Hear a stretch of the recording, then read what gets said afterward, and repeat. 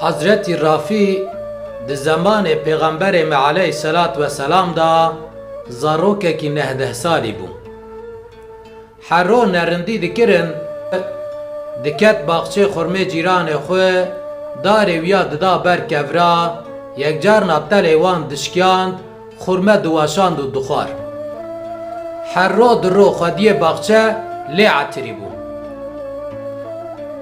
Carekê dîsa wexta Rafî di nav baxçe de bû, dar kevir dikirin, xwediyê baxçe nişkav da hat û bi eşka ew girt. Bi destê wiya girt, hemen anî cem Pêxember aleyhisselat vesselam.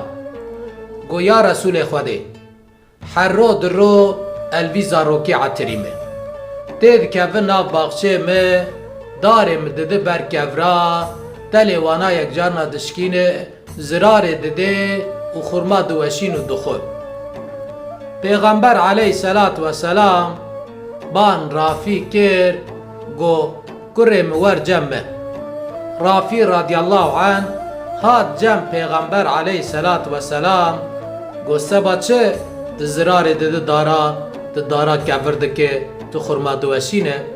Got wele ya Resûlê Xwedê, ez birçî me. Pêxember aleyhisselat vesselam got carek di wanî meke, zirarê me di dara, dara kevir neke. Lê belê xurmêge bixwe weşiyane, li bin darê ketine, dikane wana bixwe. Divê Rafî radiyallahu anh got temam, Pêxember aleyhisselat vesselam dawiyê jêra dua kir, got ya Rabbî di zikê vî xortî têr bike. Dema ku Pêxember aleyhisselat vesselam jêra wanî dua kir û şîretê xweş lê kirin, Rafî radiyallahu anh carek de hêdî wer nekir, wa xwesetê xwe nîberê terikand.